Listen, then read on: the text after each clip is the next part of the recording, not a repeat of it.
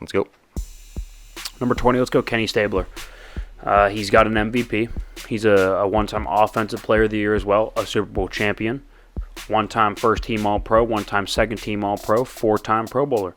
He's got a career pass rating of about 76. He's a Hall of Famer, of course. Most of these guys are. There's some current players that, obviously aren't, and some that have just retired that are not yet available or eligible, I would say.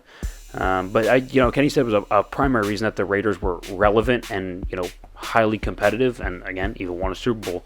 The Raiders in the 70s, even late 60s, early 70s, were one of the top organizations in the league, and I think Kenny Stabler has a really good, case to make that he's the reason for it. Yeah.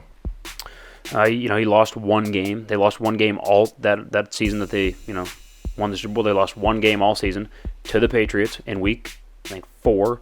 Lost by 3 scores. Turns around, they beat them in the divisional round. They beat the Steelers in the AFC Championship game, and they beat the Vikings with Fran Tarkenton. He'll come up later. That's a great run to win the Super Bowl. He posted 4 touchdowns, no picks, a pass rating of 104 for the playoff run. So not only did he win the Super Bowl, but he showed up when it mattered most. Kenny Stabler at 20. Let's go 19. I think Fran Tarkenton would come in here. Some people would argue that he would be that Kenny Stabler would be above him. I think Fran's, we'll get to why. So he's one-time MVP, one-time Offensive Player of the Year, one-time first-team All-Pro, one-time second-team All-Pro, 9-time Pro Bowler, one-time passing leader in yards in a season. No rings, though. I would say here's why he's higher than Stabler. And I can hear the argument if you wanted to flip him. I think his impact on the game has to be kind of taken into account here. He was one of the first true scrambling quarterbacks. You didn't have to be a statue. You can see it in the highlights here. You used to have to be a statue. Not have to be, but that's kind of the prototype of the quarterback before him. He came in, ran around a lot, extended plays. Stabler might have been a little bit better, but I think Fran's impact is unmatched in terms of that time period. So I'm going to have to go with him a slot higher, Fran Tarkenton at 19. I like that. All right, number 18. Let's go Jim Kelly. So I may be a little bit biased. He's a hometown guy, but he's a one-time All-Pro. One-time first-team All-Pro, one-time second-team All-Pro, a 5-time Pro Bowler, 4-time Super Bowl, 4 Super Bowl appearances, all in a row, lost them all. Again, maybe not the most impressive resume, but I do think it is impressive getting to 4 Super Bowls in a row. Yeah. It's almost like the dynasty that was one game away. You know what I mean? Yeah. Where, imagine they win. They're one game away in each season. 4 games, and they are one of the best dynasties of all time, the first ever 4-peat. And they're 0-4. And they're 0-4. It's unfortunate. I think also, the stats are really good. QBR in his career of 85. And again, just like Tarkenton, he revolutionized offense a little bit. He was one of the first to lead no-huddle offenses in history, and he kind of brought that to prominence a little bit. And he was there when the Bills got their greatest acronym for their name of all time. Boy, I love losing Super Bowls. They That's lost true. 4 in a row. That's true. I think he's certainly really, really impactful, and I don't think that, did he rise to the occasion of the Super Bowls? No. But I do think he was a big part of why they were even close to being in the Super Bowl. And, like I said, huge part of the game with the whole no huddle, all that. And he was probably more talented than most of the guys that have been behind him. Although, maybe he didn't win quite as much. The stats do back up that he is more talented. And, watch the film. It's on YouTube. And while you're on YouTube, hopefully you're watching our pretty faces. Anyway, number 17, Eli Manning. 2-time Super Bowl champion, 2-time Super Bowl MVP, 4-time Pro Bowler. No All-Pro teams, so that's a little odd, but most passing yards in a single postseason run. That's something. He's quite simply the most impactful quarterback, maybe, I think, outside of Brady. I don't think you could tell the story of the NFL without Eli Manning. Right, first off, without him, Tom has 9 rings and a dynasty that is already amazing, right? The Patriots would have been ridiculous, right, without the 2 losses to the Giants. Wow. Yeah. I think the reason he's not higher on this list is because he was never at any point a top 3 to 5 quarterback in the league. He was always hovering around 5, 6, He was towards the top, but never really broke into our top tier. He would never have been in our top tier. Yeah, no. But here's the thing. He's got 2 of the most amazing plays that I've ever seen, both with my own 2 eyes or through a screen, on the biggest stage you can imagine. The throw, the escapability, and then the throw to David Tyree, the helmet catch. Mm-hmm.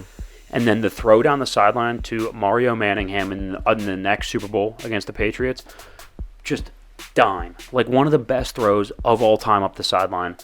Without that, the Giants are abysmal for almost their entire franchise history, with almost zero glimpses of success outside of like the Phil Simms year, right? Yeah. In the last like 25 years, they would have almost nothing. And here's the thing, 84 pass rating in the regular season, 87 in the playoffs, right? 96 pass rating in the first Super Bowl against the Patriots, and 104 in the second, right? The man stepped up when it counted, right? There's something to be said for that. Always available, almost never hurt.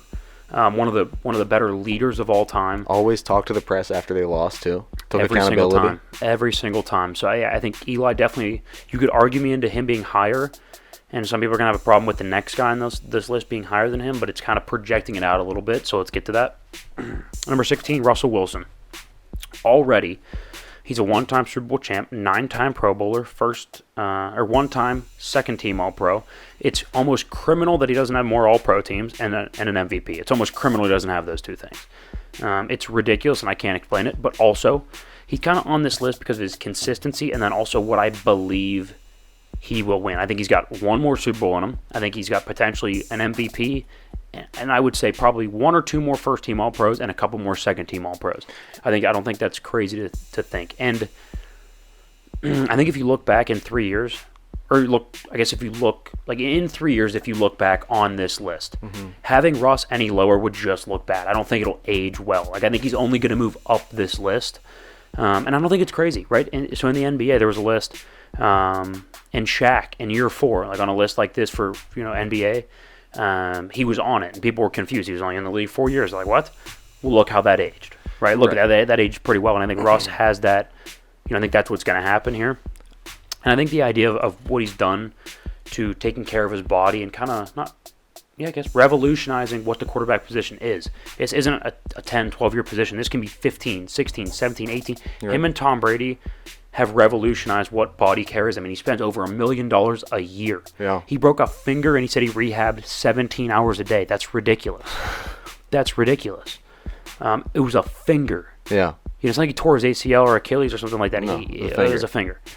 He's taking it to a different level, and I think for that, he can only keep getting better, and he'll continue to rise up this list. So I have to put him at least on here somewhere, and I think he'll end up, like I said, moving up higher. I think 16 feels about right now. Eventually, I think he'll get his MVP and probably a Super Bowl MVP, in my opinion. No, yeah, I mean, I agree. He does things he revolutionized his position a little bit. I mean, he's kind of like the king of escapability and being able to avoid the rush the way he does. Smaller quarterbacks, right? He's the reason Kyler's in the league. He's the reason, even though Lamar's not as short, he's a little bit wiry. Lamar's got a chance, all that. So. He kind of paved a path. Yeah, he really did.